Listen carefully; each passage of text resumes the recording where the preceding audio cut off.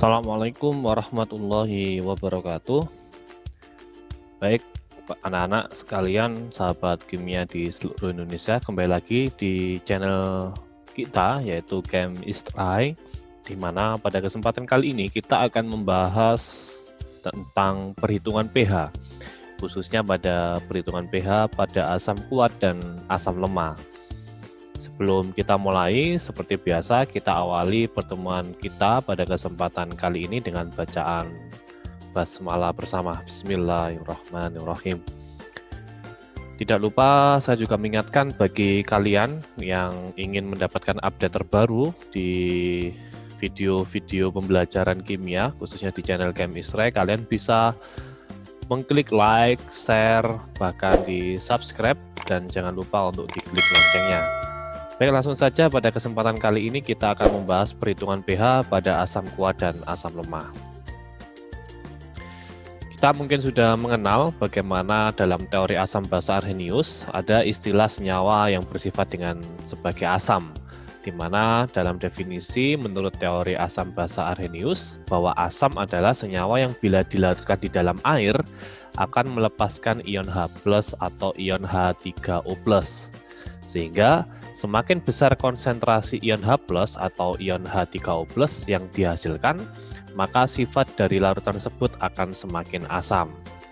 Kita tahu dalam trayek pH, ketika pH 7 itu adalah pH netral, maka semakin kecil nilai pH-nya, maka sifat keasamannya akan semakin tinggi atau semakin asam. Pada konteksnya dalam hal ini asam kita bagi menjadi dua, ada asam yang bersifat kuat, ada yang bersifat lemah. Itu bergantung pada bagaimana proses ionisasinya. Jika suatu asam itu mengalami terionisasi sempurna, itu maka jenis asamnya adalah asam kuat. Sedangkan jika asam hanya terionisasi sebagian, maka jenis asamnya adalah asam lemah. Sehingga hal itu bisa kita definisikan melalui derajat ionisasi atau alfa. Jika asam kuat karena terionisasi sempurna, maka alfanya nilai sama dengan 1. Karena asam lemah terionisasi sebagian, maka nilai alfanya antara 0 sampai dengan 1. Kita fokus kemudian di asam lemah, bahwa kita tahu tadi bahwa di asam lemah untuk derajat ionisasinya bernilai antara 0 sampai dengan 1. Dan karena tidak terionisasi sempurna, maka asam lemah juga memiliki nilai tetapan asam atau yang biasa kita kenal dengan Ka. Jika semakin besar nilai Ka, maka semakin kuat pula keasaman dari suatu larutan tersebut. Sehingga kalau kita sudah tahu ternyata asam atau ada asam lemah dan ada asam kuat, maka perhitungannya pun juga sama. Maka akan kita bedakan menjadi dua. Ada perhitungan pH pada asam kuat, ada juga perhitungan pH pada asam lemah. Yang pertama adalah perhitungan pH pada asam kuat. Ya, kita tahu bahwa asam itu identik dengan bagaimana ketika dilarutkan dalam air menghasilkan ion H+. Maka untuk menghitung atau menentukan konsentrasi ion H+, kita bisa menentukannya dengan cara A dikali MA. A itu apa? A itu adalah valensi. Ma itu apa? Ma itu adalah konsentrasi asam. Valensi pada dalam hal ini adalah A atau valensi asam, tidak lain adalah jumlah ion H+. Saya ulangi, jumlah ion H+ dalam setiap 1 mol asam. Sedangkan konsentrasi asam, kita tahu bahwa kita bisa menghitung konsentrasi asam dengan cara mol per liter atau mol per volume dalam satuan liter, atau massa dibagi dengan mR dikali 1000 per volume dalam satuan mililiter, ataupun menggunakan rho dikali persen dikali 10 dibagi dengan mR. Tergantung bagaimana kebutuhan kita untuk menyelesaikan permasalahan yang ada dalam penentuan konsentrasi. Setelah kita tahu nilai H+ pada perhitungan ini dengan menggunakan A dikali MA ini, langkah selanjutnya langsung kita menentukan pH dengan cara pH sama dengan min log konsentrasi H+. Yang kedua adalah perhitungan pH pada asam lemah. Ketika kita tahu perbedaan dari asam kuat dan asam lemah, maka ada faktor Ka, sehingga dalam menentukan H+ di sini nilai konsentrasi ion H+ adalah akar Ka dikali Ma. Ka sendiri adalah tetapan asam, Ma sendiri adalah konsentrasi asam. Apa itu tetapan asam? Jadi nilai tetapan asam itu adalah nilai tetapan kesetimbangan yang mana terjadi pada reaksi kesetimbangan pada asam lemah.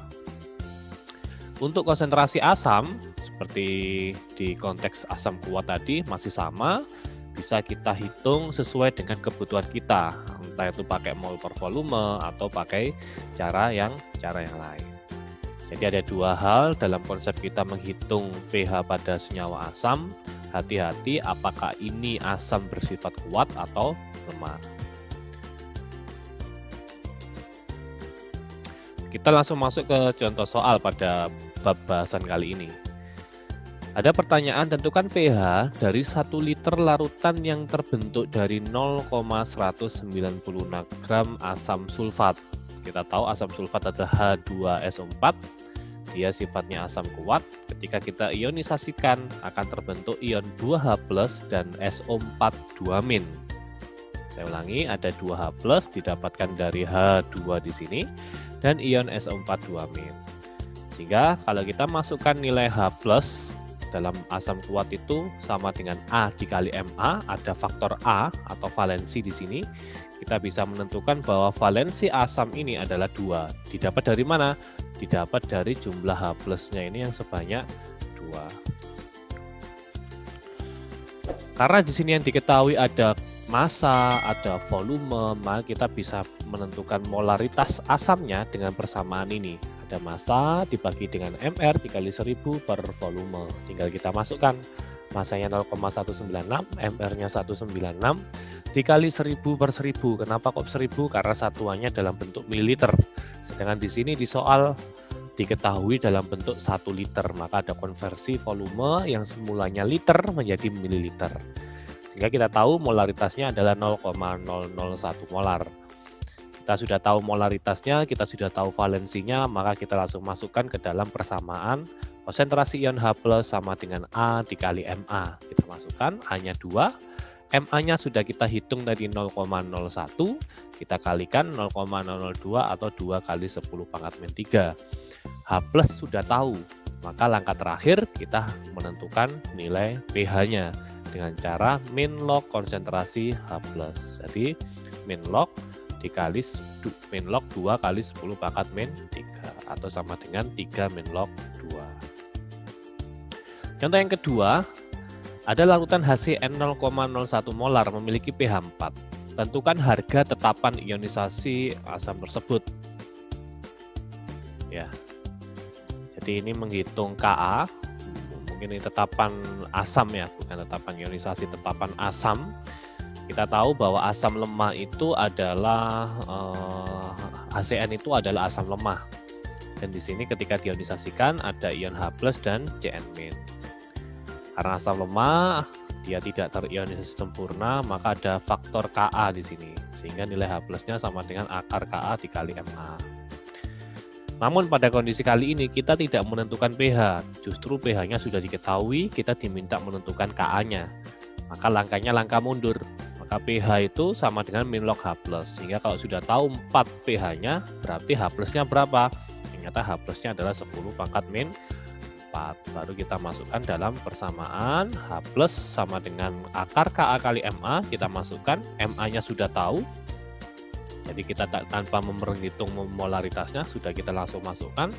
10 pangkat min 4 sama dengan akar Ka kali 10 pangkat min 2. Akarnya kita hilangkan dengan cara mengkuadratkan kedua sisinya. Maka 10 pangkat min 8 sama dengan Ka dikali 10 pangkat min 2, sehingga Ka-nya sama dengan 10 pangkat min 8 dibagi 10 pangkat min 2, sehingga Ka-nya ketemu 10 pangkat min 6. Saya kira dua latihan ini semoga bisa mewakili bagaimana contoh-contoh soal dari aplikasi perhitungan pH pada asam kuat dan asam lemah. Semoga bisa bermanfaat. Kita akan kembali di lain kesempatan. Kita tutup dengan bacaan hamdalah bersama. Alhamdulillahirrabbilalamin. Saya akhiri. Assalamualaikum warahmatullahi wabarakatuh.